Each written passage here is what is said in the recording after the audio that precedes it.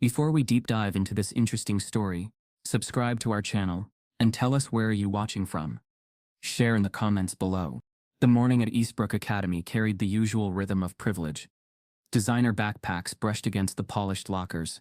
The sound of sneakers squeaked across the waxed floor, and the hallway buzzed with laughter that rang a little too loud, a little too forced. It was a Tuesday, nothing special, just another day in the private school, where the children of judges, politicians and CEOs walked as though the hallways belonged only to them.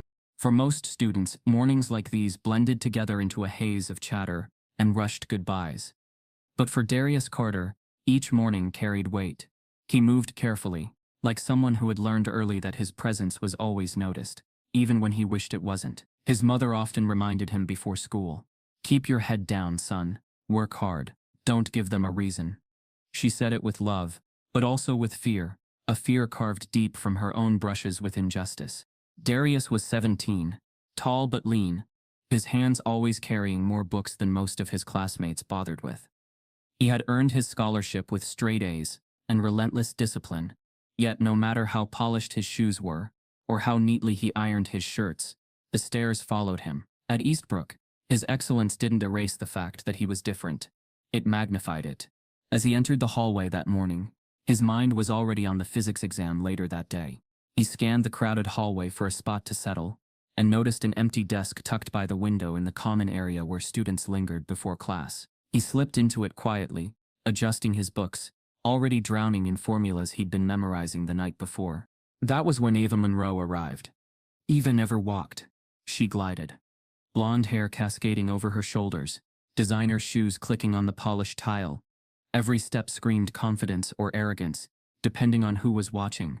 She was Eastbrook royalty, not just because of her beauty or style, but because of her last name. Her father was on the school's board of trustees, her mother chaired multiple local charities, and Ava herself had been crowned homecoming princess as a sophomore, an unheard of achievement. The seat Darius had chosen that morning, by sheer coincidence, was Ava's spot, not an assigned seat, not something written into school rules. Just a silent claim she had laid years before, one no one had dared to challenge. Everyone knew Ava's seat was untouchable. When she saw Darius sitting there, her eyes narrowed, her lips curling into a smile that wasn't a smile at all. She approached slowly, her voice carrying across the chatter of the hallway. "You're in my seat." Darius looked up, polite but firm. "I didn't see anyone sitting here. It's just a chair." A few heads turned. The boldness of his response, measured though it was, rippled through the hallway. Ava tilted her head, amused, as if she had just been challenged to a game she always won. "Clearly you're new here," she said coolly. "That seat is mine. Always has been." Darius adjusted his books, trying to stay calm. He had faced enough small humiliations to know when to hold back. "There are plenty of other seats," he said, his tone respectful but unwavering. That was when it happened. Darius's head turned with the force of the slap, his books tumbling to the floor. His face stung, but more than that, his chest burned with the shame of 100 eyes locked on him. A collective gasp rippled through the crowd. Some students raised their phones instinctively, catching the moment in shaky frames. Others whispered, eyes darting between Ava's smug face and Darius's stunned silence. For a split second, the world seemed suspended.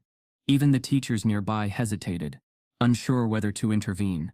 Ava stood tall, adjusting her designer jacket, as though she had done nothing wrong.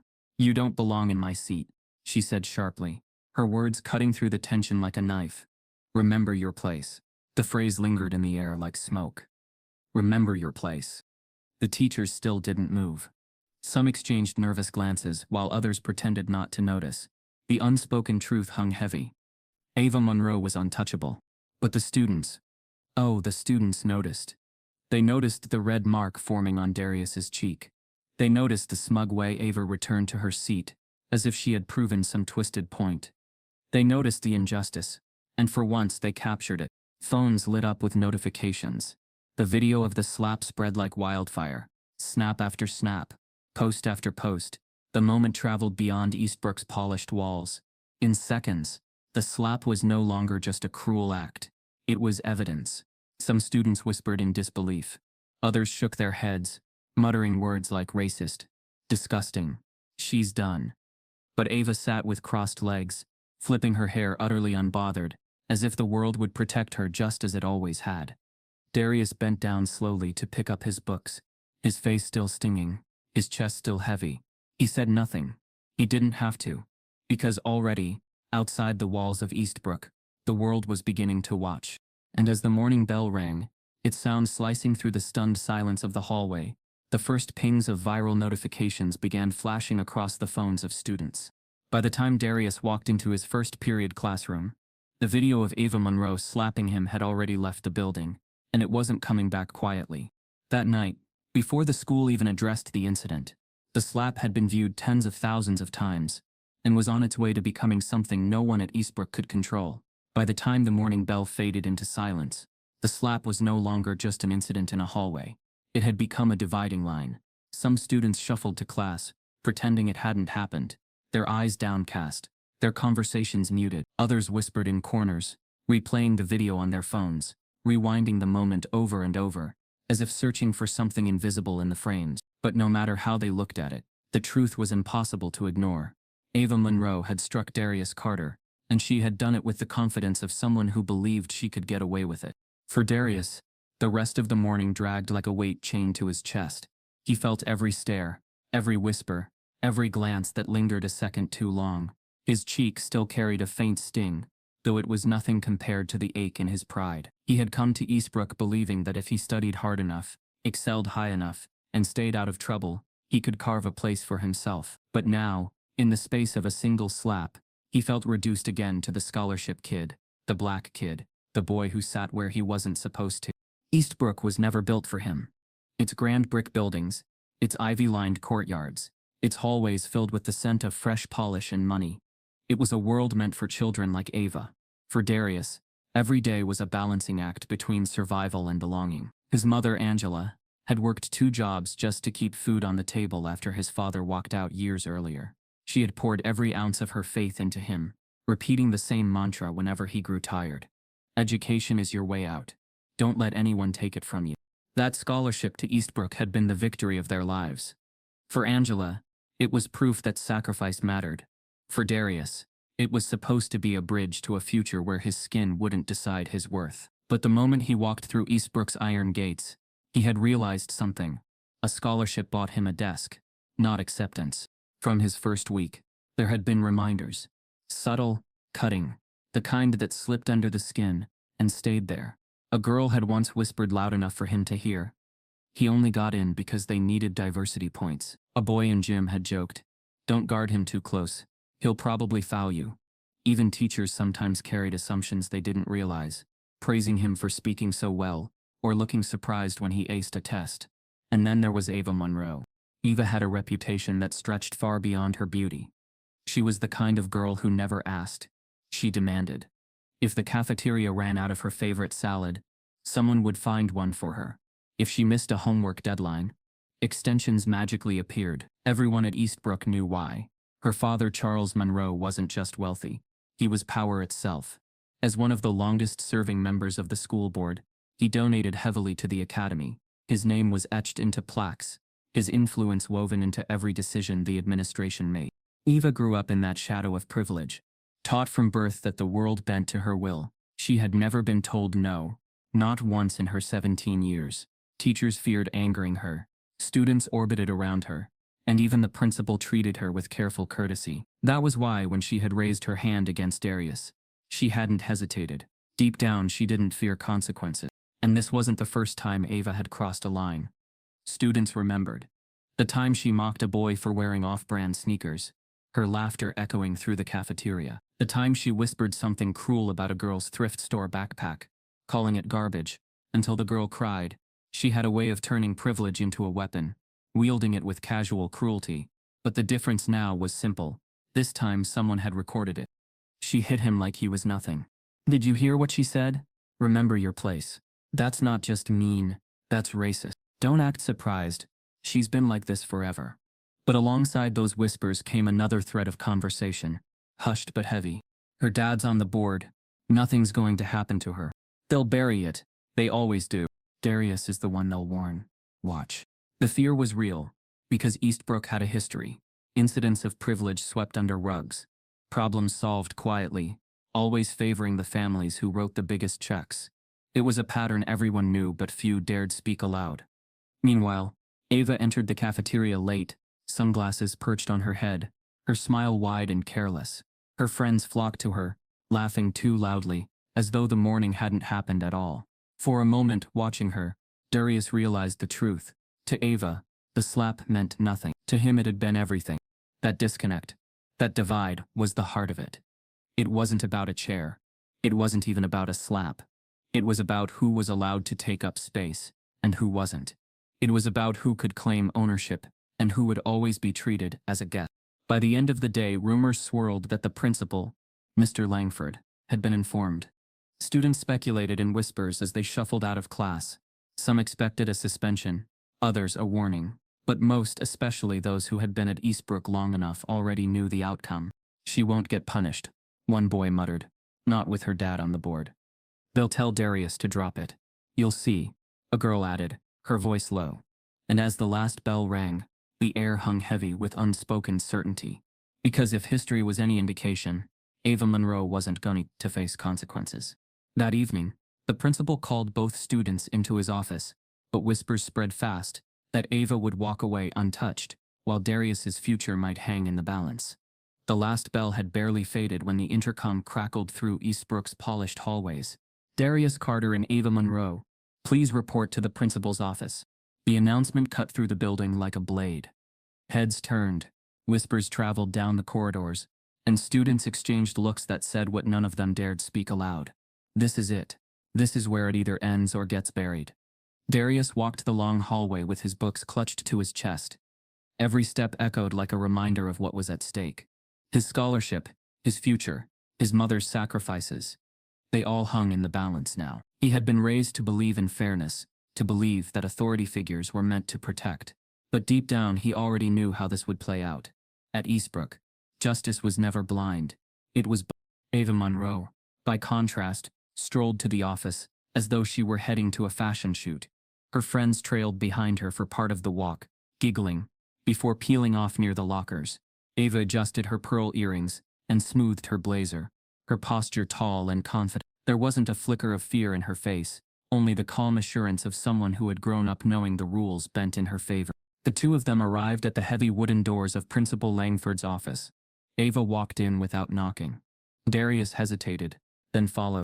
Inside, Principal Robert Langford sat behind an oversized mahogany desk, his tie perfectly knotted, his graying hair slicked back. He had the kind of presence that filled a room, though his eyes revealed more calculation than compassion. Framed photos of him with various politicians and donors lined the walls. Behind him, the Eastbrook Academy crest gleamed in gold. He gestured to the two chairs in front of him. "Please, sit." Darius lowered himself cautiously, his backpack still on his shoulders. Ava slid into the chair beside him with casual elegance, crossing her legs, her eyes fixed straight ahead as though she already knew this meeting was a formality. Langford folded his hands on the desk and leaned forward, his tone measured, deliberate.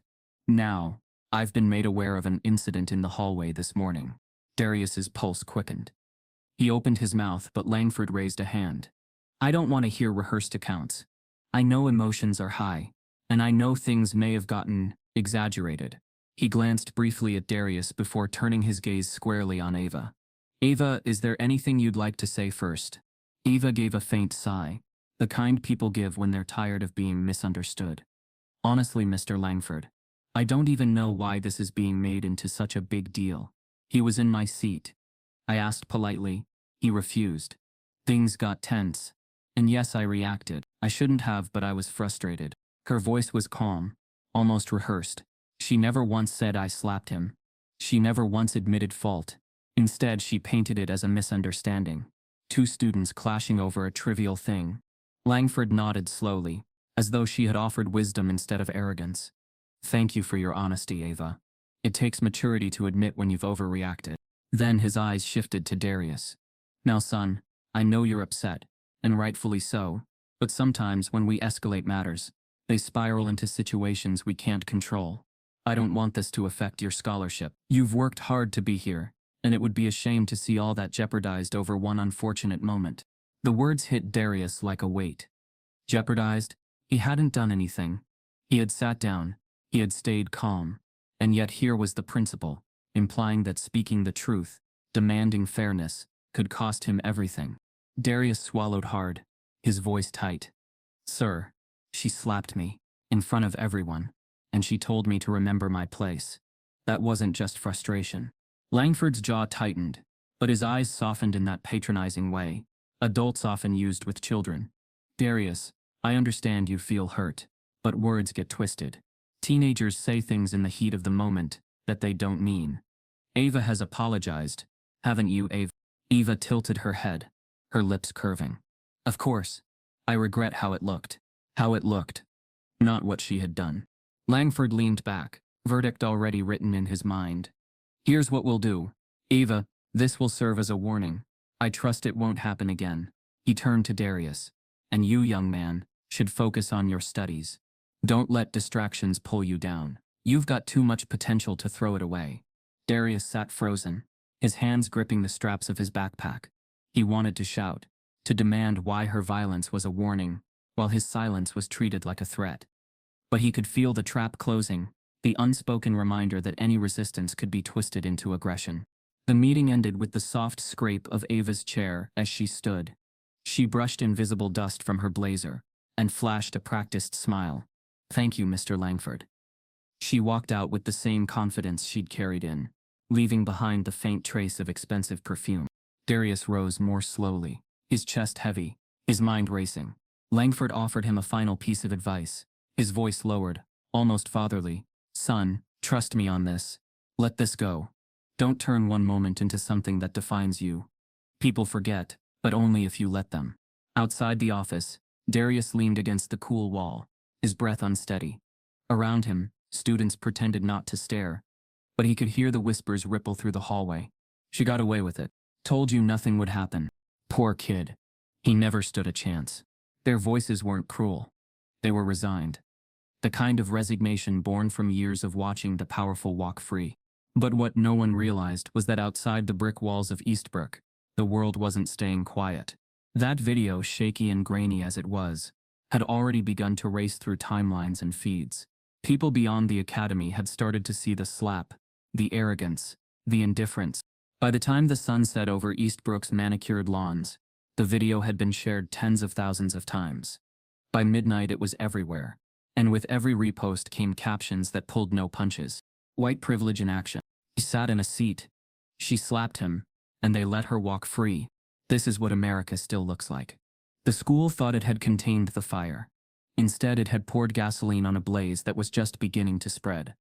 By the next morning, justice for Darius was trending worldwide, and Eastbrook Academy was about to face a storm it could no longer bury. By dawn, Eastbrook Academy had lost control of its secret. The video of Ava Monroe slapping Darius Carter was everywhere. On Twitter, Instagram, TikTok, Facebook, uploaded first by a student too stunned to think of consequences. It spread like wildfire, gathering views in the thousands, then the hundreds of thousands. By sunrise it had crossed 1 million. The internet had given the slap a name, slap of privilege, and right beneath it, another one surged, justice for Darius. Screens lit up across the country as people replayed the moment in disbelief. The grainy footage captured everything. The arrogance in Ava's stance, the audible smack of her hand, the red flush rising on Darius's cheek, and most damning of all, her cold words, "Remember your place."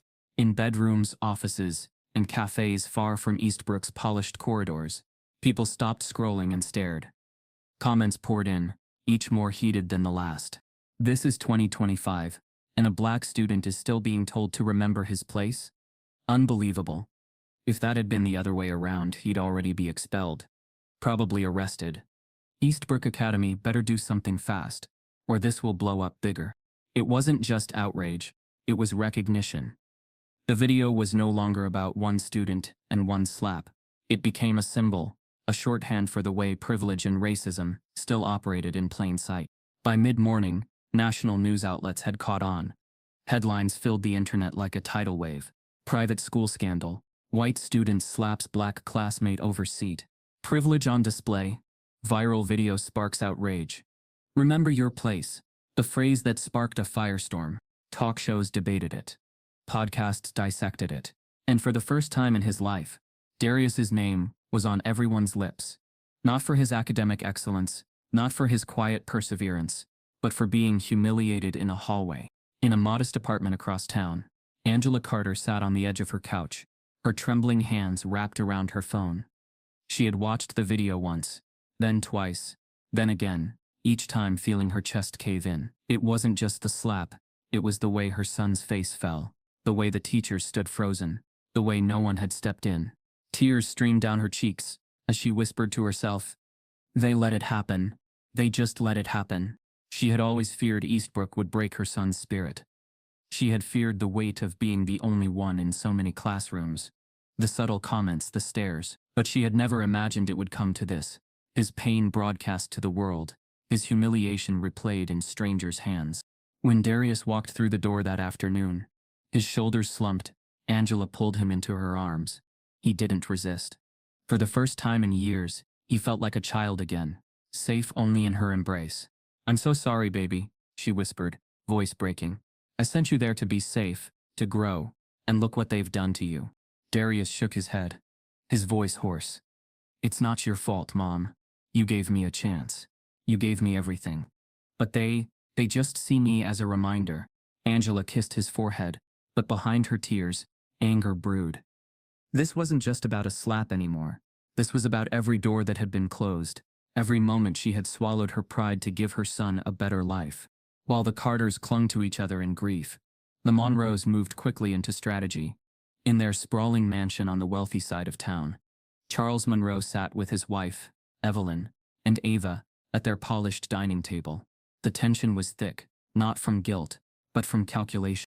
Charles, a man who had built his empire on investments and influence, was livid, not at his daughter for slapping Darius, but at the fact that someone had dared record it. "Do you have any idea what this could do to our family name?" he snapped, his voice echoing against the high ceilings. "To my seat on the board? To our businesses?" Eva shrugged, unbothered. "Dad, people overreact online all the time. It'll blow over in a few days." Evelyn, more poised, leaned forward. "No, darling, not this time. This isn't just a silly rumor. That phrase, 'remember your place,' it has teeth. It's being used everywhere."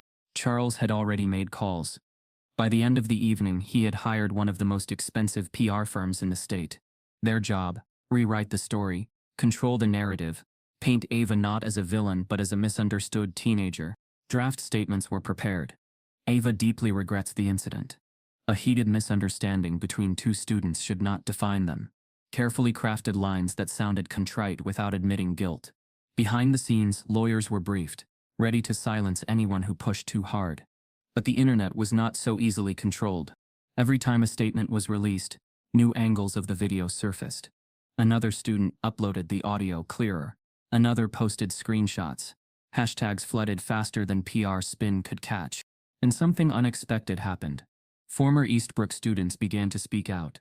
Alumni posted stories of microaggressions, favoritism, casual racism they had endured but never shared.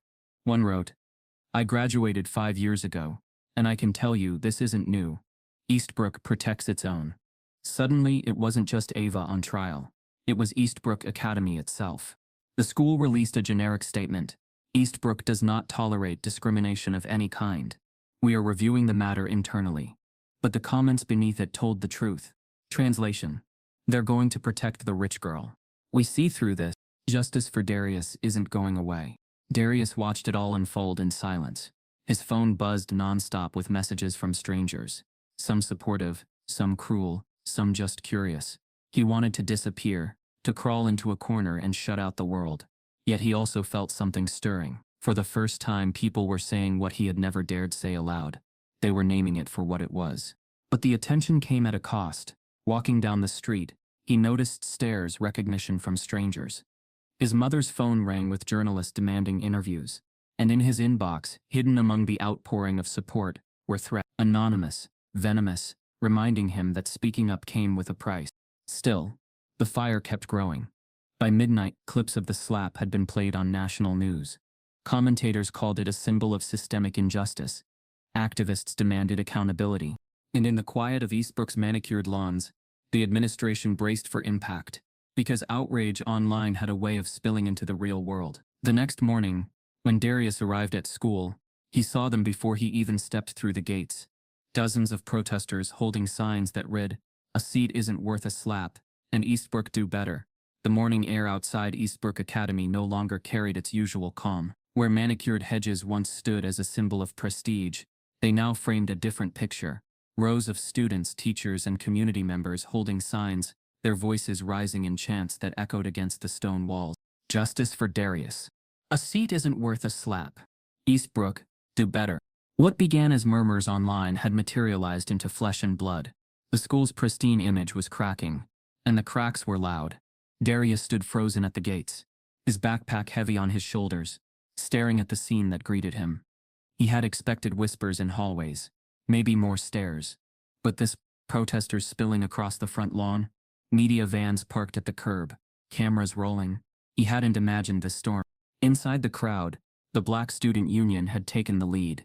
It was their voices that anchored the protest, their bodies that sat firmly on the cold concrete floor inside the school's atrium later that morning. If they won't protect us, we'll protect each other. That was the line repeated on flyers taped to lockers, passed hand to hand like contraband. And it wasn't just black students who joined.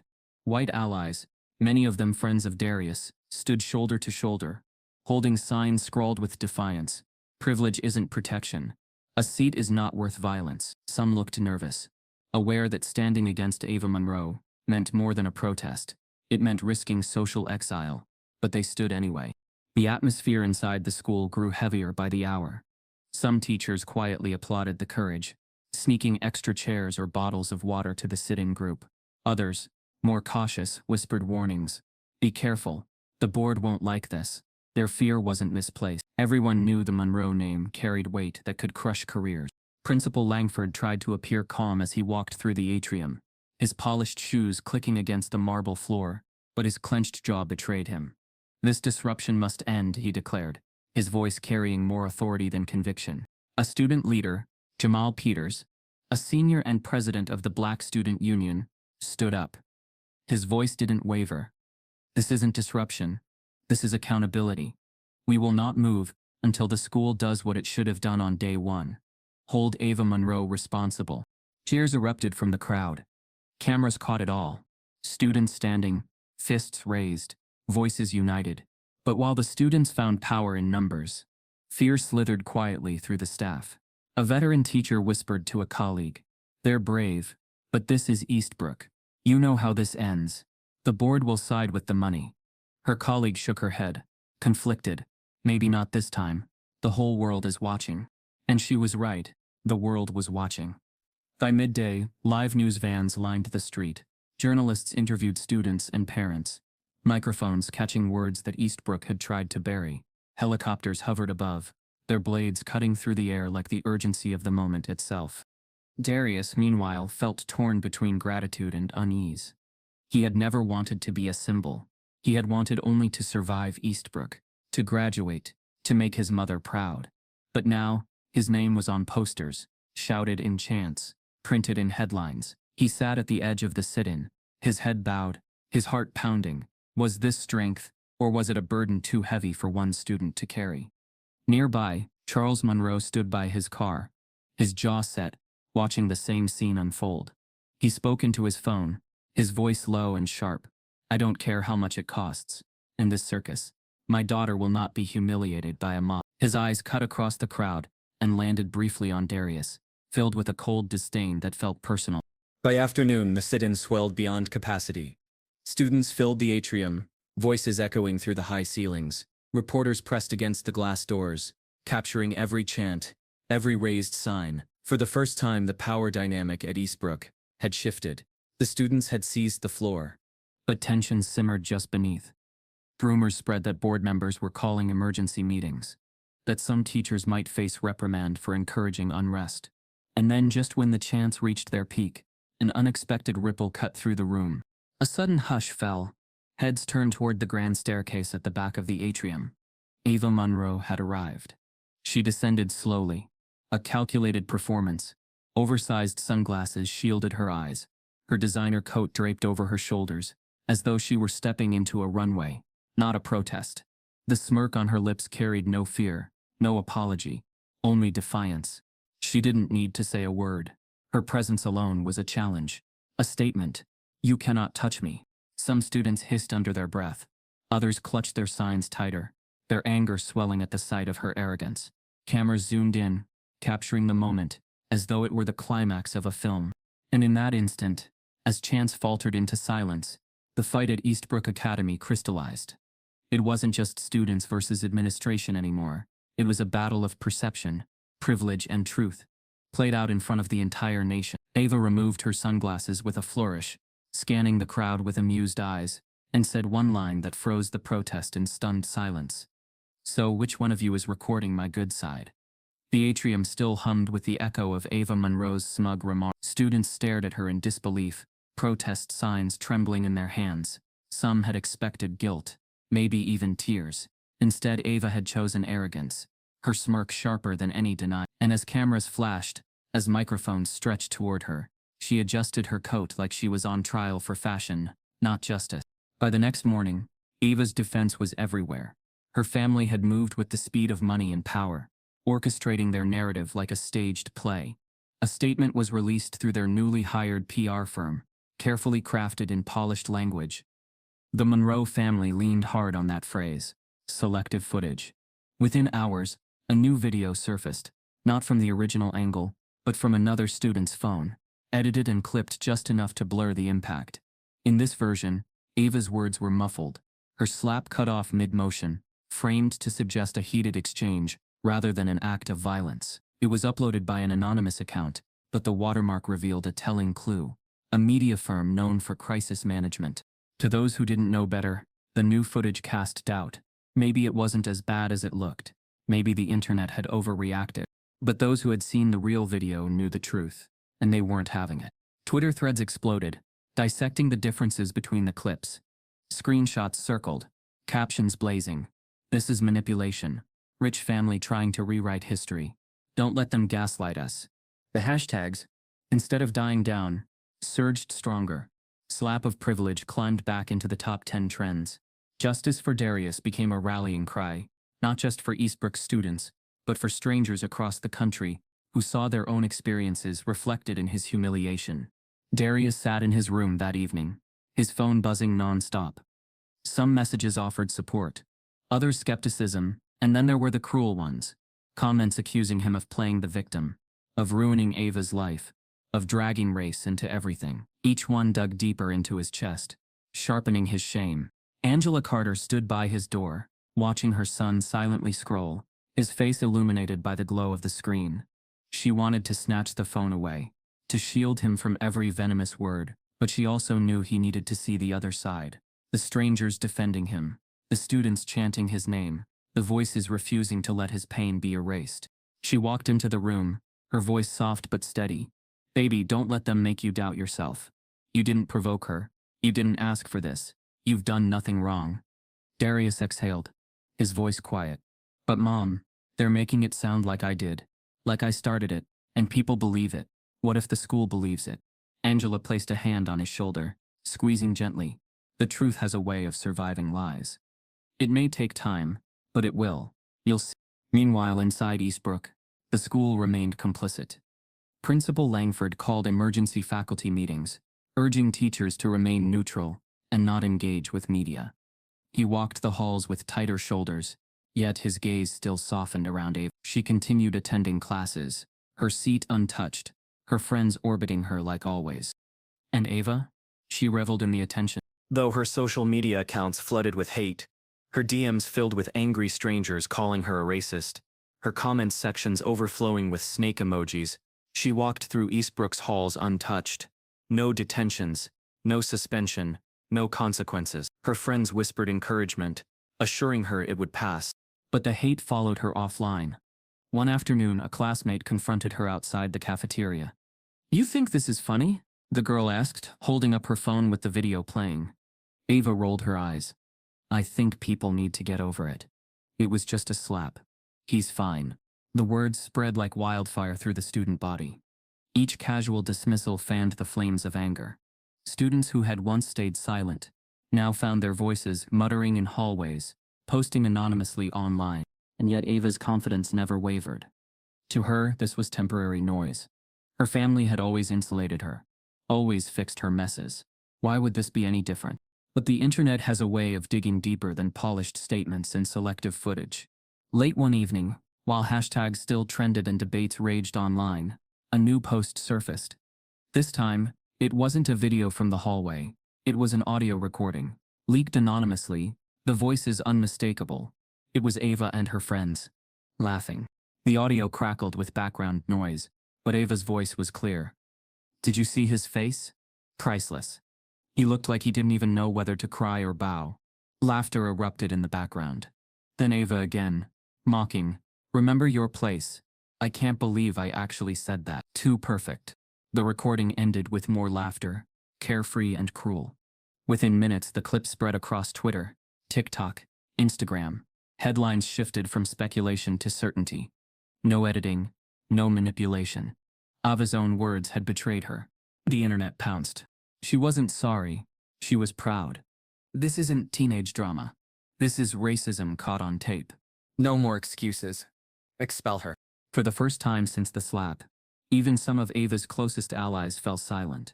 Darius sat at his desk when he heard the recording, his hands trembling as he replayed it.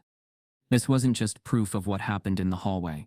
It was proof of who Ava really was when the cameras weren't on her. Proof that she didn't regret it. She celebrated it. Angela walked into his room, her face pale but her eyes fierce. Do you hear this, Darius? Do you hear what they're saying about her now? This is the truth coming to light. For the first time in days, Darius allowed himself to breathe, not in relief, but in recognition that the tide was shifting. Ava's arrogance had dug her own grave, and as the world raged over the leaked audio, whispers spread through Eastbrook that Ava's father was preparing to fight back harder than ever, because losing this battle wasn't an option for the Monroes. The audio spread like a brush fire no one could contain. It started on a small Twitter account, an anonymous handle with a single post. Within minutes, the clip traveled across platforms, gaining traction faster than even the original slap video. By the time the morning bell rang at Eastbrook, nearly every student's phone was buzzing with the recording. There was no ambiguity, no way to spin it. Ava Monroe's voice was crystal clear, dripping with cruelty. Did you see his face? Priceless. He looked like he didn't even know whether to cry or bow. He should know his place. Those 6 words detonated like an explosive. The outrage online was immediate and merciless. If the slap had raised questions, the audio silenced them. The incident was no longer framed as a heated misunderstanding. It was what everyone had suspected all along, an act steeped in racism, arrogance, and entitlement. On Instagram stories, students reposted the clip with captions, "No more excuses. Expel her now." TikTok creators stitched the audio, layering it over protest footage, tears in their eyes as they spoke about their own experiences of being told to remember their place. Parents began calling the school, demanding answers. One father, whose daughter had faced years of Ava's mockery, stood outside the gates with a sign, "Protect all students, not just the rich." A mother told a reporter through tears, "My son left this school broken because of girls like her. Now the world finally sees it." Inside Eastbrook's walls, tension reached a breaking point. Classrooms buzzed with whispers. Lessons became impossible. Students walked out mid-period to join chants in the courtyard. Teachers struggled to keep order, many of them just as horrified as their students. One muttered under her breath, loud enough for the class to hear, "This is indefensible." Principal Langford tried to keep control, calling an assembly that afternoon in the gymnasium. His words, however, fell flat. "We are aware of the recent audio circulating online. Eastbrook Academy takes these matters very seriously. The administration is reviewing all facts before making a decision." The crowd erupted. Students booed, parents shouted from the bleachers, and one voice rang clear above the noise, "She should have been expelled already." Langford's face flushed, but he pressed on. "We must be careful not to let public pressure dictate our internal process." He didn't finish. The noise drowned him out. The gymnasium had transformed into a courtroom. The verdict unanimous. Meanwhile, in the Monroe household, panic and fury brewed.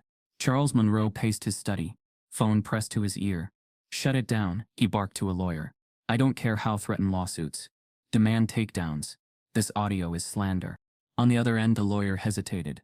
"With respect, Mr. Monroe, it's her voice, No one's going to believe it's fake. Charles slammed the phone down, veins pulsing in his neck.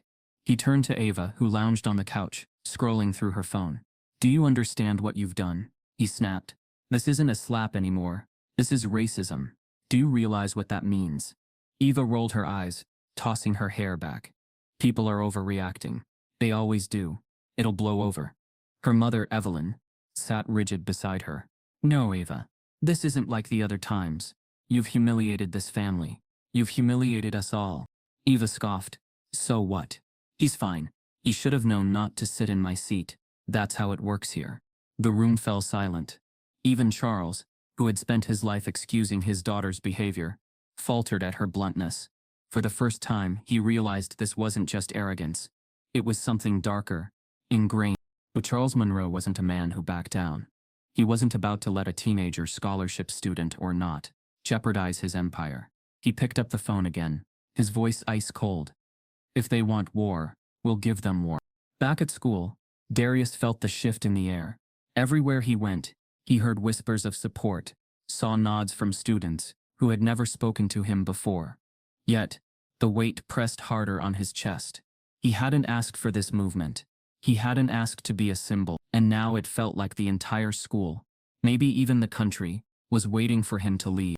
At home, Angela Carter watched the protests on TV, her hands trembling. She was proud of the students, proud of the strangers demanding justice, but she was terrified for her son. Fame of this kind wasn't glory. It was a target. She turned to Darius, her voice thick. Baby, promise me you won't let them use you. Promise me you'll stay safe. Darius met her gaze, his voice steady despite the storm inside him. Mom, if I stay quiet, nothing changes. If I speak up, maybe it does. I can't pretend this didn't happen. Angela pulled him close, her tears soaking into his shirt. Just don't lose yourself in this fight. Don't let them take more than they already have. By Friday evening, the Board of Trustees could no longer avoid the uproar. An emergency meeting was called, held in a conference room usually reserved for donor dinners. Security was stationed at every door, keeping protesters at bay, as powerful men and women shuffled inside. Behind closed doors, the debate was vicious. Some board members demanded Ava's expulsion, fearing the school's reputation was irreparably damaged. Others, loyal to Charles Monroe, argued that caving to public hysteria would weaken Eastbrook's authority. In the middle of it all, Principal Langford sat sweating, his credibility unraveling. And then, in a move no one expected, Charles Monroe played his hand. If you want to hear the truth, he declared, his voice sharp, call in Darius Carter. Let him explain himself. Put him on record. Let's see if his story holds up when he's under pressure. Gasps filled the room. Some protested he was the victim, not the accused. But Charles pressed harder. If you're so certain, then let him speak. Let him prove his innocence. The board, weary and desperate, agreed. The decision rippled through the halls within minutes. Students exchanged anxious looks. Teachers whispered in disbelief. And Darius, sitting quietly in his last period classroom, was stunned when a staff member appeared at the door. Darius Carter, the man said softly. The board wants to see you, now. The entire room froze. Every eye turned toward him, the air thick with dread.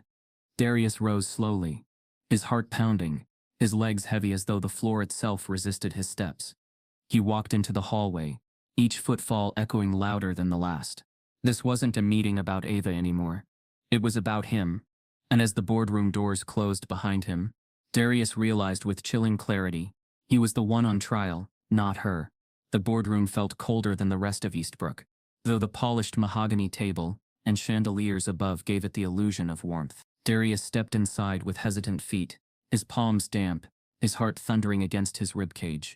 Around the table sat men and women in suits, their faces tight with expectation. At the far end sat Principal Langford, his tie loosened but his posture still formal. And to Langford's left, like a storm cloud looming over the entire room, sat Charles Monroe. Charles's eyes narrowed as he watched Darius approach the seat, prepared for him. It wasn't an invitation, it was a summons. Darius felt it instantly. He was not being asked to testify. He was being tested. Langford cleared his throat. Darius, thank you for coming on such short notice. We understand this has been a difficult week. What we want here is clarity. Just the facts. The words rang hollow. Facts had been twisted all week into whatever narrative protected Ava. Darius sat slowly, the leather chair swallowing him, his backpack at his feet like a shield. Charles leaned forward, his voice calm but sharp. Mr. Carter, let's start simply. Did you, or did you not, refuse to move when my daughter politely asked you to? I sat in an empty chair, Darius said, his voice steady though his hands trembled in his lap. She asked me to move, and I didn't. Because it wasn't her chair. It belonged to the school, not her. Charles smirked.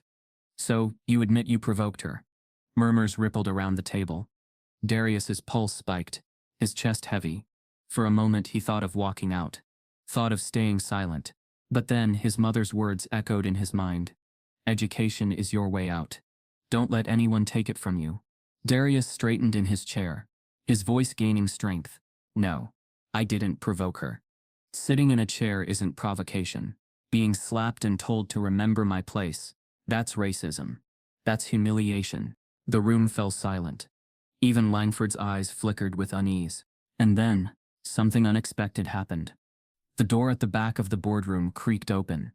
A handful of students slipped inside, phones in hand, cameras already rolling. They had pushed their way past security. Their voices firm. The truth deserves to be heard. One of them whispered to Darius as she passed. We're live. Thousands are watching. For the first time, Darius wasn't just speaking to the board. He was speaking to the world. He took a deep breath. This isn't about a seat. It's about years of being treated like I don't belong here. About teachers being surprised when I get an A. About classmates whispering that I'm only here for diversity points. About walking these halls every day knowing that no matter how hard I work, I'll always be seen as the kid who got lucky, not the student who earned his place. His voice cracked slightly, but he pushed on, his words cutting deeper with every sentence. I've swallowed it. I've stayed quiet, because I knew if I spoke up they'd say I was overreacting. I've carried that silence every day, until she slapped me in front of everyone and told me to remember my place. And you know what? I will. I'll remember that my place is here. That I worked for this. That I deserve this as much as anyone in this school. And no one, no seat, no slap, no name can take that from me. The students recording erupted in applause, their cheers reverberating against the walls. Some of the board members shifted uncomfortably, realizing this meeting had slipped beyond their control. Charles Monroe slammed his fist against the table. Enough of this performance. He's twisting the story to play victim. His eyes scanned the students, his face red with fury. Turn those cameras off now. But the cameras didn't turn off. The live stream only grew. Comments flooding in as viewers around the world typed furiously. This boy is speaking truth. Why is he on trial and not her? Stay strong, Darius. We've got you. Principal Langford cleared his throat, trying to regain order. Mr. Carter, while your feelings are understood, we must remain focused on the incident at hand. No, a student interrupted, their voice sharp. You've been focused on the wrong incident this entire time. The problem isn't Darius sitting in a seat. The problem is a girl who thought she could hit him, humiliate him, and walk away because her father pays your salary. Gasps filled the room. Langford's face paled, his authority cracking under the weight of the truth spoken aloud. Darius felt a surge of something he hadn't felt since the slap power. Not power in the traditional sense, but the kind born of truth finally being seen, of silence being broken. Charles Monroe leaned back in his chair, his jaw clenched, his eyes dark. For the first time, Darius noticed something in him, not control but fear. Fear of losing the narrative, fear of losing power. The live stream continued to spread, reaching national news outlets before the meeting had even ended. Clips of Darius's speech flooded Twitter, TikTok, Instagram, accompanied by captions like, "He turned the tables, this is bigger than a seat." By evening, petitions began circulating online. One, created by a group of alumni and current students, carried a bold headline, "Expel Ava Monroe, Protect Eastbrook Student." Within hours, signatures poured in by the thousands. Parents, activists, even celebrities reposted it, demanding accountability. Darius, still seated in the boardroom as chaos buzzed around him, didn't know yet what the internet had ignited.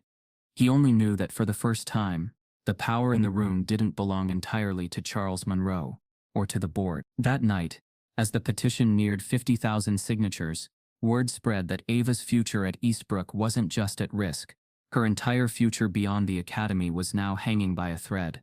The petition to expel Ava Monroe crossed 100,000 signatures in less than 24 hours. What began as a single slap in a hallway had transformed into a national conversation, and at the center of it stood the once untouchable queen of Eastbrook Academy.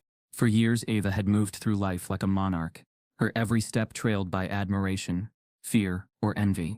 She had been the girl other girls wanted to be, the one whose approval could lift you and whose disdain could ruin you. But now, that aura was shattering. Her phone, once a tool for curating selfies and scrolling through compliments, became a battlefield. Every post she had ever made was scrutinized, every word dissected.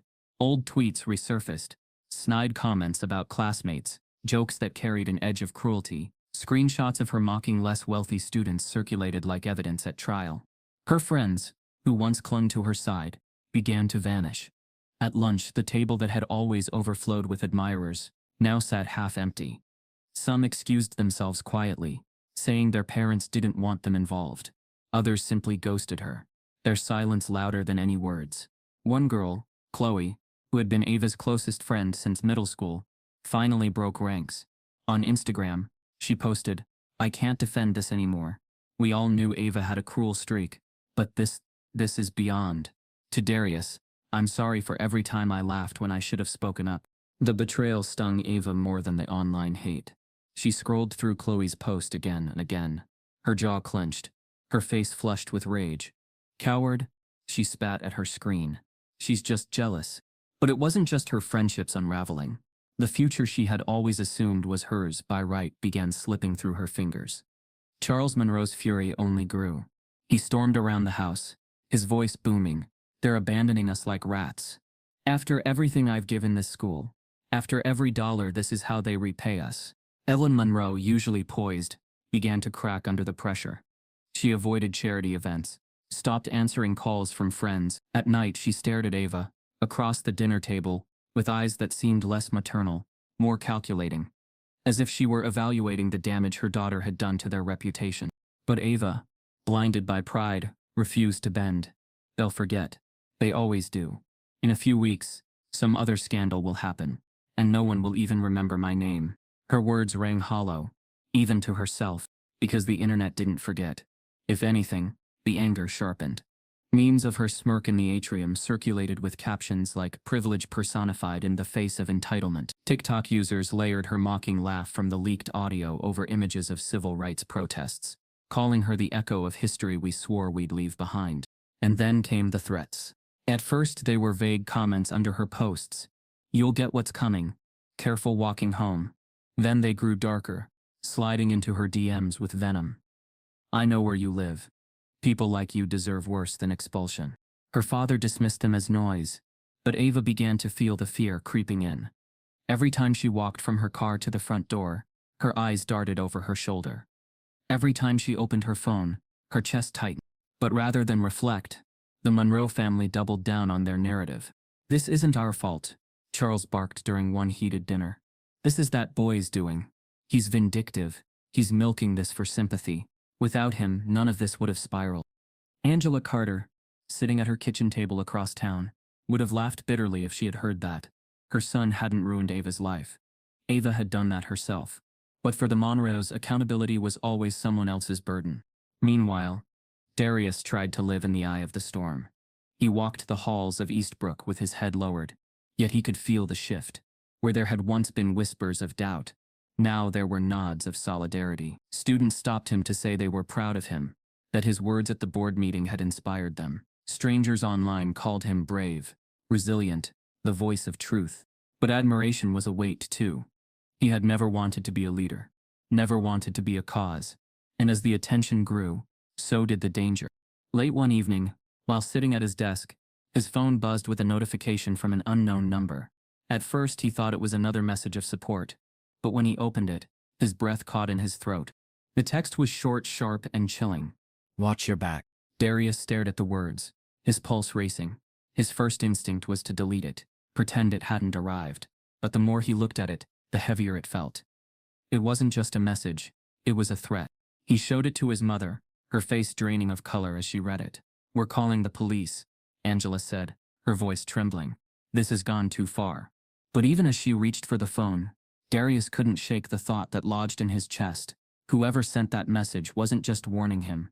They were promising something. And the next morning when he opened his locker, he found proof that the threat wasn't empty. Spray painted across the inside in jagged red letters were the words, "Go back where you belong." The words "Go back where you belong" bled across the metal in harsh red strokes.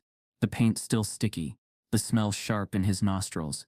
Students who passed by slowed, staring at it with wide eyes, some whispering, others snapping photos. A teacher rushed over, flustered, muttering about cleaning this up right away. But the damage was already done. For Darius, the sight burrowed deeper than any insult ever had. It wasn't a message of mockery, it was a declaration of war. Whoever had written it hadn't just wanted to embarrass him, they wanted to drive him out. That evening, walking home with his hood up and backpack heavy on his shoulders, he noticed something that made his chest tighten. A black sedan crept along the curb behind him.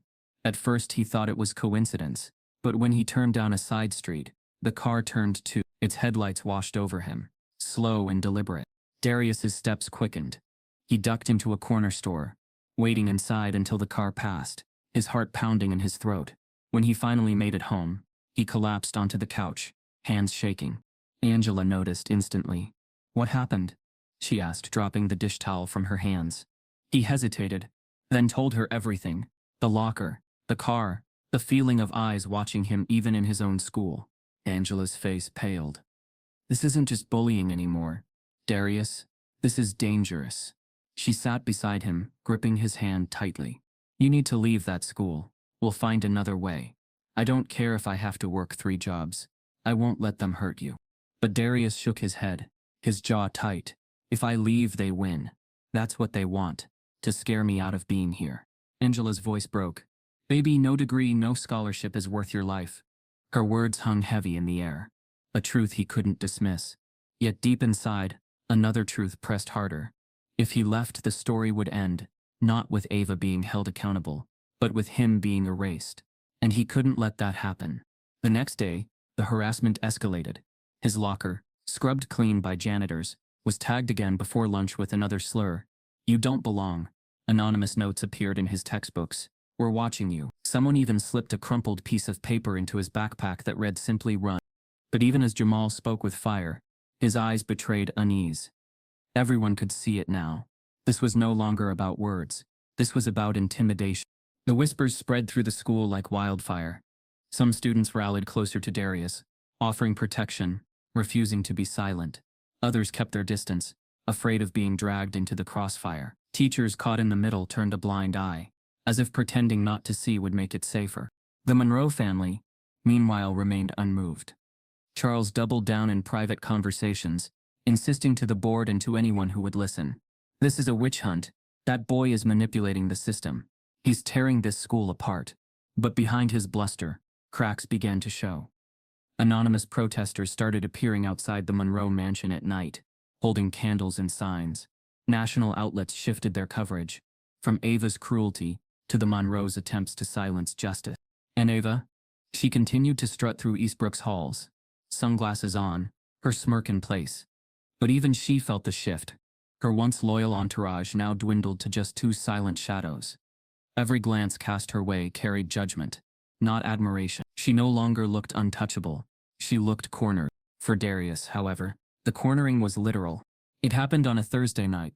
He had stopped by a convenience store a few blocks from home, picking up milk and bread for his mother. The night air was crisp, the street lamps flickering. He carried the plastic bag in one hand, his other stuffed in his pocket against the cold. Halfway down the block, he heard footsteps behind him. Slow, steady, deliberate. He turned slightly. 3 figures trailed him, their hoods pulled low, their movements too synchronized to be accidental. His grip tightened on the grocery bag. His pace quickened. So did theirs. By the time he reached the corner, they closed in, spreading out to block his path. His pulse hammered in his ears, his breath shallow.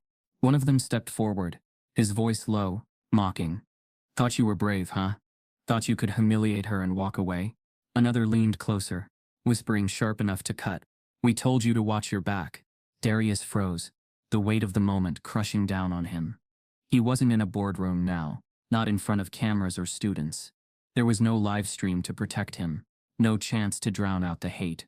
Just him, 3 shadows, and the promise of violence lingering in the night. As the figures circled him under the flickering streetlight, Darius realized with terrifying clarity, this was no longer about humiliation. This was about survival. The night air hung heavy, carrying the faint buzz of a broken street lamp above Darius. As the 3 masked figures circled him, the flickering light cast jagged shadows across the pavement, making their movements appear larger, more menacing. His grocery bag slipped from his trembling hand, the carton of milk bursting open on the concrete, pooling white at his feet like spilled innocence.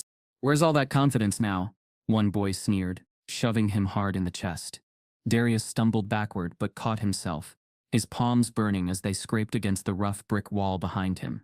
Another leaned close, his breath sour, his voice thick with malice. "Thought you could humiliate her? Thought you could humiliate all of us?" The slur cut deeper than the shove. It was the echo of every whisper, every side-eye, every joke he had endured since stepping foot in Eastbrook. But here, under the streetlight, it was no longer whispered.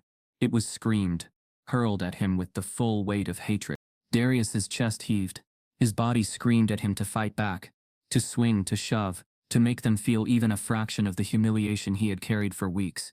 But in the back of his mind, his mother's voice anchored him. Don't give them a reason. Don't let them twist the story. So instead he did something unexpected. With shaking hands, he reached into his pocket, pulled out his phone, and hit record. The red circle blinked to life on the screen. The boys didn't notice at first, too caught in their rage. They shoved him again, jeering louder, one of them ripping his backpack off his shoulder and tossing it into the gutter. "You'll never be one of us. Go back to where you came from." Scholarship trash. The words, the shoves, the venom, all of it burned into his chest. But he kept the camera steady. His silence wasn't submission. It was strategy. Finally, one boy noticed the phone.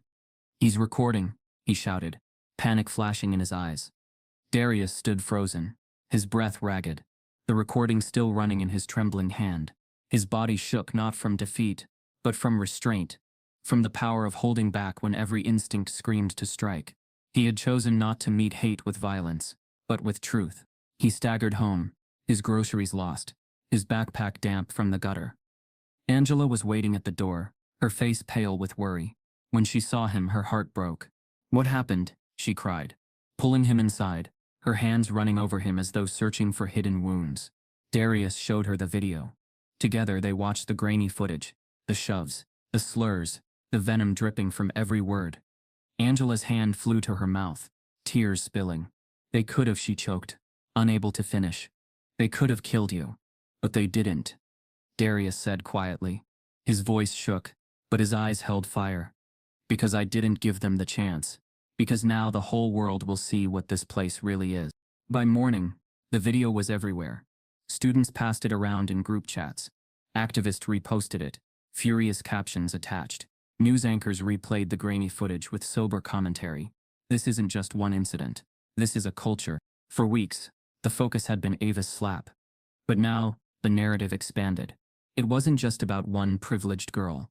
It was about the environment that had emboldened her, the peers who carried her arrogance into violence, the silence of a school that had allowed it all to fester. The footage sparked outrage that dwarfed even the initial video. On social media, the comments grew sharper. "This is systemic. They're not protecting students, they're protecting privilege. Eastbrook Academy is rotten to the core." At Eastbrook, chaos reigned. Students whispered in hallways, some furious, others ashamed. Teachers shook their heads, murmuring that the administration had lost control. Principal Langford called for calm in another hollow assembly, but his voice cracked under the weight of boos and jeer. Meanwhile, Charles Monroe fumed in his study, his empire of control slipping through his fingers. He barked at lawyers, demanded the video be taken down, threatened lawsuits against anyone who shared it. But the internet was a hydra. Every time one video disappeared, 3 more appeared in its place. And then came the twist no one expected. National activists arrived at Eastbrook's gates. Not just students from nearby schools, not just parents, but civil rights leaders, faces familiar from television, voices that carried weight far beyond the academy's manicured lawns. They stood beside the students, microphones thrust toward them, declaring, "This isn't a student issue. This is a civil rights issue.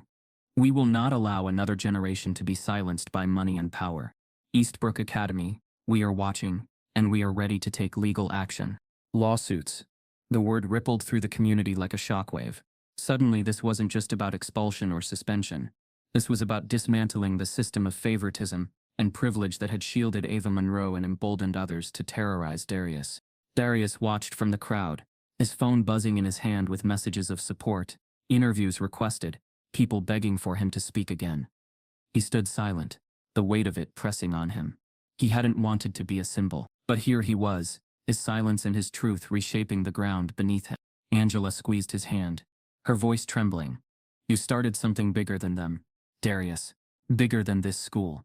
Don't be afraid of that." Darius swallowed hard, staring at the flood of cameras, signs and chants around him. Fear still pulsed in his chest, but beneath it burned something stronger. Resolve. And as the activists raised their fists, promising lawsuits, a chilling rumor swept through the crowd that the three masked boys weren't acting alone. They had been encouraged, even protected, by someone with power inside Eastbrook itself. By the time national activists arrived at Eastbrook's gates, the atmosphere around the academy had transformed from outrage to reckoning. The fight was no longer confined to hallways and boardrooms.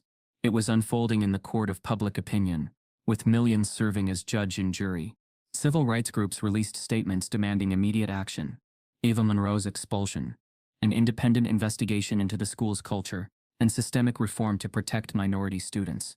Their words weren't polite pleas, they were indictments. "This isn't about one slap," declared the head of the State Coalition for Racial Equity at a press conference outside the school. Cameras swiveled to capture her every word. "This is about years of unchecked privilege, racism buried under prestige, and a system that chose silence over justice. Eastbrook Academy doesn't just have a student problem, it has a moral crisis." The chants of protesters grew louder with every passing day. Justice for Darius, accountability for Ava. Eastbrook, you can't hide.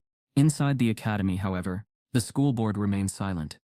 Statements that once trickled out, generic lines about reviewing the matter, stopped altogether. Their website posted nothing. Their doors stayed shut. Even parents with children enrolled at Eastbrook couldn't get answers.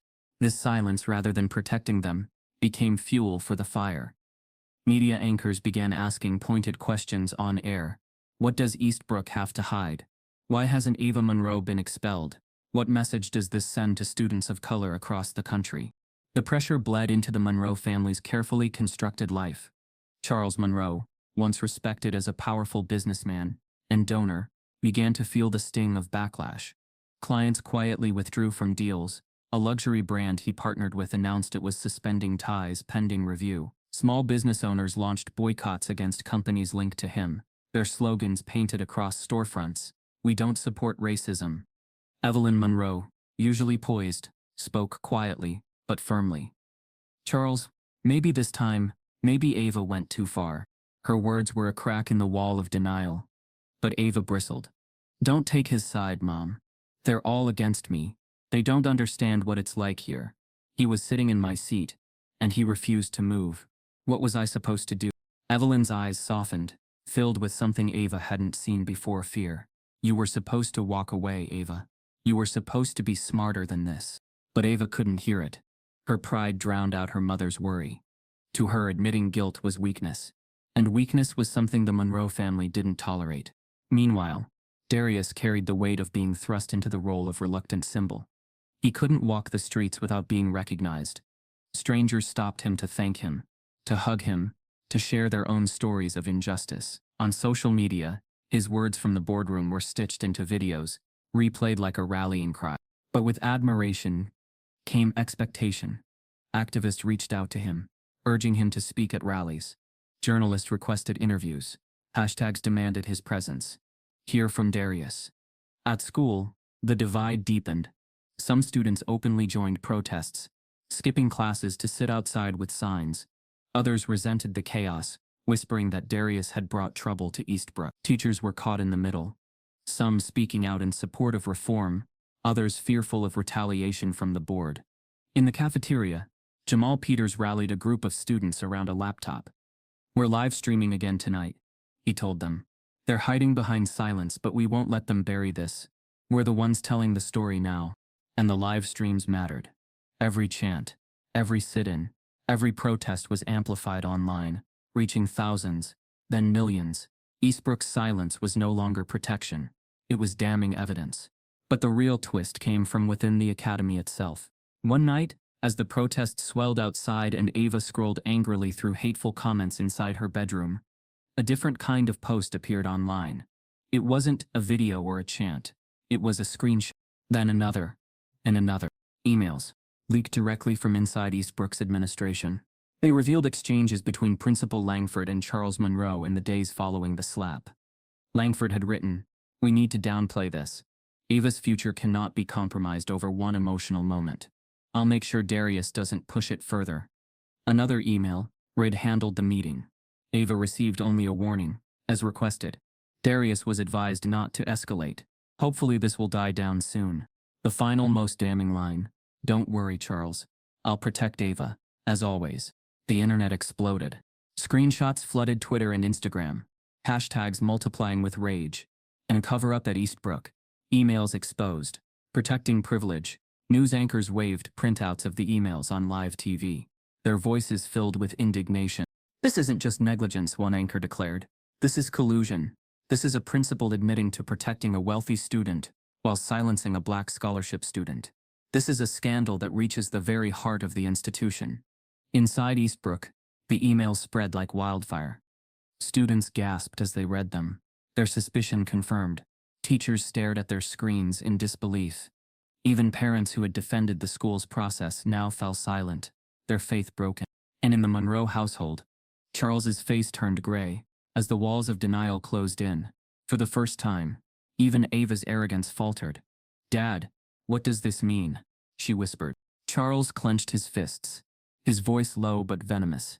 "It means someone inside this school betrayed us." And as speculation swirled about who leaked the emails, one name surfaced, a teacher willing to risk everything to expose the truth. The gymnasium at Eastbrook Academy had never held this kind of crowd, normally reserved for pep rallies and basketball games. Its bleachers now overflowed with parents, students, alumni, and members of the press. Cameras lined the aisles, microphones poked through the sea of bodies, and the sound of murmurs buzzed like a hive. At the front of the gym, a long table was set up for the school board. Their faces were stiff, lined with exhaustion and unease. Principal Langford sat at the far left, his usual air of control stripped away, his hands folded tightly as if holding himself together. Beside him, Charles Monroe sat with his chin raised, his daughter at his side. Ava wore a crisp white blouse and pearls, her hair perfectly styled, but her eyes darted nervously toward the cameras. The air grew heavier as the board chair, an elderly woman named Margaret Ellis, adjusted her microphone. Her voice carried across the gym, quiet but firm. "We are gathered here today because Eastbrook Academy finds itself at the center of a crisis. What began as an incident between two students has grown into a matter of national scrutiny. We cannot hide. We cannot excuse. We must face the truth." The screens behind her flickered to life, projecting the leaked emails for all to see. Langford's words glowed in bold letters. "Don't worry, Charles. I'll protect Ava, as always." Gasps rippled through the gym. Parents shook their heads. Students whispered fiercely. Journalists scribbled furiously in their notebooks. Langford sat frozen, his face pale, his career unraveling in front of the crowd. Ellis continued, her tone sharper now. "These emails confirm what many feared, that decisions were made, not in fairness, but in favoritism. That a student who assaulted another was shielded, because of wealth and connections, while the victim was told to remain silent." All eyes turned toward Ava. She shifted in her seat, her smirk gone, her hands clenched tightly in her lap. For the first time, the crown she had worn so easily seemed to slip. Then Ellis turned to Darius. "Would you like to say anything, son?" Darius swallowed, his throat dry. The microphone seemed too big, the crowd too large. But he remembered the boardroom, the live stream, the chants outside the gates. He remembered his mother's words. "Don't lose yourself. But don't let them take more than they already have." His voice trembled at first, but steadied with each word. This was never about a chair. It was never just about a slap. It was about being told, "I don't belong here." about being told I should remember my place, about being silenced while the person who hurt me was protected. He paused, the gym so quiet he could hear the hum of the lights above. I worked to be here. I earned this. But every day I've been reminded that some people think money and power matter more than truth. They don't. Not anymore. Not today. Applause erupted, filling the gym. Some students rose to their feet, clapping, their voices blending into chants. Justice for Darius. Ellis let the noise swell before raising her hand for silence. Her next words rang like a gavel. In light of the evidence, in light of the testimony, this board has reached a decision. Effective immediately, Ava Monroe is expelled from Eastbrook Academy. The gym erupted again, louder this time, the sound of cheers, gasps, and cries mixing together. Students hugged one another. Parents nodded firmly. Activists raised their fists in solidarity. For the first time since the slap, the weight in Darius's chest loosened. But on the other side of the gym, the Monroes did not cheer. Ava's face crumpled, her composure shattering as she whispered, "You can't do this to me." Her voice cracked, filled with disbelief. "I'm Ava Monroe." Her father rose sharply, his chair screeching against the floor. His face was red, veins pulsing at his temples. "This is a disgrace," he thundered, his voice echoing through the gym. "You will regret this. You've humiliated my family. You've destroyed my daughter's future. For what? For a seat?" The crowd quieted, his fury commanding attention. He jabbed a finger toward Darius. "This boy, this vindictive, manipulative boy, has ruined everything. And mark my words, I will not forget this. I will not forgive this." Angela shot up from her seat, her voice fierce, cutting through his rage. "Your daughter ruined her own future the moment she raised her hand to my son. Don't you dare put that on him." Gasps filled the room. The showdown between the two parents hung heavy in the air. The truth undeniable, this was more than a student conflict. It was a battle between power and principle. Ellis slammed her gavel against the table, her voice stern. "This hearing is concluded. Ava Monroe is expelled. Principal Langford is relieved of his duties pending investigation. Eastbrook Academy will undergo a full independent review of its practices." The decision was final. The room erupted once more, but Charles Monroe was unmoved. He grabbed his daughter's arm and pulled her to her feet, his voice low but venomous. "Come on, Ava. We're done here." They stormed out of the gym, cameras flashing, microphones chasing. Ava kept her head down, her pearls glinting under the lights like relics of a crown that no longer fit. But before the doors slammed shut behind them, Charles turned back, his eyes locked on Darius. His voice, low but laced with fury, cut through the noise like a blade. "This isn't over. You'll pay for this." And as the Monroes disappeared into the night, Darius felt a chill crawl down his spine, not from victory, but from the promise of a new battle yet to come. The morning after the hearing, Darius Carter woke to a world that no longer saw him as invisible. His name flashed across news headlines, his photo appeared on magazine covers, and his words from the boardroom circulated on social media, as if they were scripture. From silence to strength, the boy who stood against privilege. Darius Carter, the face of courage, in the classroom. For the first time in his life, Darius's name carried weight. Not as a footnote, not as a target, but as a symbol. The humiliation that had once pressed him down had transformed into a badge of resilience. Angela Carter sat at their kitchen table with her son, watching the news segment replay his speech. Her eyes brimmed with tears. "Baby," she whispered, reaching across to squeeze his hand. "Do you realize what you've done? You changed more than just your school. You showed them the truth." But Darius didn't feel like a hero. He felt like a boy who had simply refused to be silent. Still, the world wasn't letting him step back. Invitations poured in from civil rights organizations, youth rallies, and even universities. One by one, letters arrived, their seals crisp and official: Harvard, Yale, Howard, UCLA, each one offering not just admission but full scholarships, citing his courage, his voice, his leadership. Angela wept openly as she read the letters aloud, her son sitting quietly, absorbing the weight of it all. "You have choices now, Darius. Real choices. They see you. They finally see you." At Eastbrook, the halls whispered a different story. Ava Monroe's name was spoken in hushed tones, not in reverence but in shame. Her once loyal entourage dissolved. Friends unfollowed her online. Her Instagram, once a flood of posed photos and adoring comments, became a wasteland of snake emojis, angry hashtags, and silence. No one knew exactly where she had gone. Some said her family had sent her overseas. Others claimed she had transferred to another school under a different name. But one thing was certain. Her legacy at Eastbrook was no longer glittering privilege. It was infamy. And Darius? He became the student everyone wanted to stand beside. Younger students stopped him in hallways to say thank you. Teachers, once hesitant, began praising his courage in subtle ways. Even parents of classmates sent letters home, some apologizing for their own silence, others expressing admiration. Yet, with every cheer, every pat on the back, a part of Darius remained uneasy. He hadn't asked for this spotlight.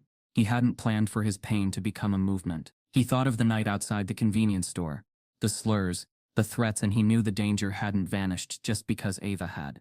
At a rally downtown, Darius stood on a stage, microphone trembling in his hand. The crowd before him was massive, their signs raised high: justice for Darius, end privilege in schools, no more silence. He spoke slowly, his words measured but raw. What happened to me shouldn't have happened at all. But what scares me most isn't the slap.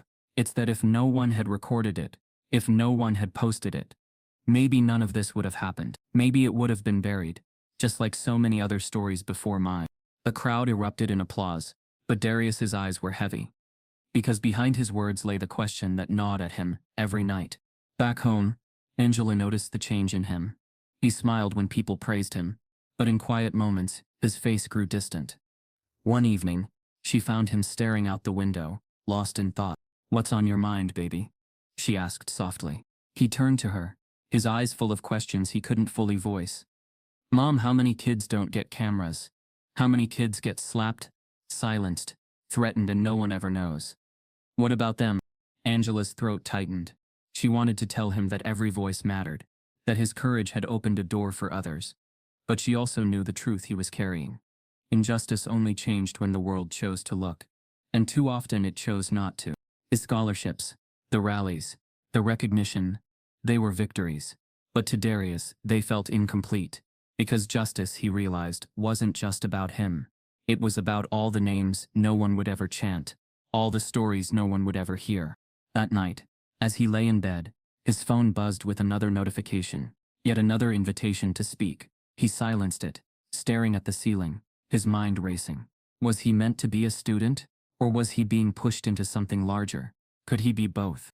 The applause, the headlines, the scholarships, they were bright lights. But in their glow, shadows lingered. And as Darius drifted into restless sleep, a new headline flashed across the internet. Anonymous student claims Ava Monroe wasn't the only one. Eastbrook's racism runs deeper. The gymnasium looked different that day. The same space that had once echoed with shouts and anger now shimmered with balloons, banners, and rows of folding chairs. Graduation had arrived at Eastbrook Academy, a day of polished gowns and carefully rehearsed speeches. But beneath the surface of tradition lingered a current of something new, change, fragile but undeniable. Darius stood in line with his classmates, the weight of his black gown heavy on his shoulders, the tassel brushing his cheek. Around him, laughter bubbled, photos snapped, parents waved proudly from the stands. He could feel the eyes on him, some admiring, some wary, but all acknowledging his presence in a way they never had before. Up front, a single chair waited, placed deliberately in the center of the stage. It wasn't for the valedictorian, not for a board member, not even for the principal. It was for him. The same boy who, months earlier, had been slapped for sitting in a seat that wasn't his, now had a seat reserved for him alone. The symbolism wasn't lost on anyone. As the students filed into their rows, whispers ran through the crowd. "That's him. That's Darius Carter, the boy from the video. The reason Eastbrook changed." Angela Carter sat near the front, her hands trembling in her lap, tissues crumpled in her fist. Her eyes brimmed with tears as she watched her son walk across the stage and sit in the chair of honor. For years she had worried whether the sacrifices, the sleepless nights, the double shifts would ever be enough to protect him from a world that so often saw him as less. And now here he was, seen, heard, respected.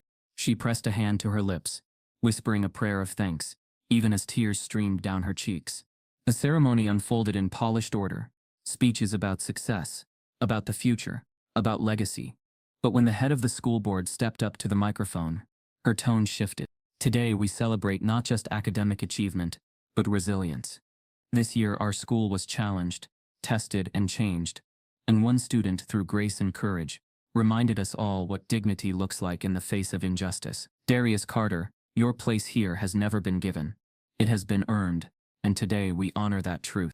Applause filled the gym, rising like thunder. Students clapped. Parents stood. Even some teachers wiped away tears. Cameras flashed, capturing the boy who had turned humiliation into history. Darius rose slowly, his legs heavy, his chest tight. He didn't feel like a hero. He felt like someone who had survived a storm he never asked for. But as he looked into the crowd and saw his mother's tear-streaked face, he knew he had carried not just himself, but every student who had ever been told to sit down, stay quiet, or remember their place. He stepped to the microphone, his voice low but steady. I never asked for this spotlight. I never wanted to be known for being slapped, for being mocked, for being told I didn't belong. But sometimes, life doesn't ask us what we want. It asks us what we're willing to stand for. And I stood not because I was brave, but because I was tired of being silent. The room fell silent, hanging on his every word. He took a breath. This isn't just my story. It's the story of every student who was told they didn't belong, of every voice silenced before it could be heard. The truth is, the only reason I'm standing here today is because someone pressed record, and I can't stop wondering, what about the ones who weren't recorded? What about the kids whose stories never made it online, who never had hashtags, who were forgotten before they were ever seen? His words cut through the celebration, leaving the audience hushed, reflective, even in triumph. He refused to let the truth be polished into comfort. Angela cried openly now, her hand pressed over her heart. For her, the moment was everything she had dreamed, that her son would be recognized not for what was taken from him, but for what he had given: strength, truth, dignity. But for Darius, it was something else. It was victory, yes, but also a haunting reminder that justice often depended on visibility, and visibility was not given equally. The ceremony ended with cheers, with caps tossed into the air, with parents rushing forward to embrace their children. Angela wrapped her arms around her son, holding him as if she never wanted to let go. You did it, she whispered into his ear. You did more than I ever imagined. Darius hugged her back, his voice soft. We did it, Mom. But it's not over, not for everyone. As the gym emptied and the banners swayed in the fading light, Darius lingered on the stage, staring at the single chair that had been placed for him. The seat he had once been denied had now been given in honor. But even as he stared at it, a question pulsed in his mind, one he couldn't silence. What would have happened if no one recorded? The thought followed him out of the gym, out into the warm evening air, into the future waiting just beyond Eastbrook's gates. And it left everyone who heard his words asking themselves the same haunting question. How many stories never get seen? The cameras turned off, the banners came down, but the question lingered in the air like a challenge, demanding an answer the world wasn't ready to give. If you believe no one should ever be silenced because of the color of their skin, let your voice be heard. Type yes if you believe in justice, and subscribe if this story broke your heart, because the more we share, the fewer stories get ignored.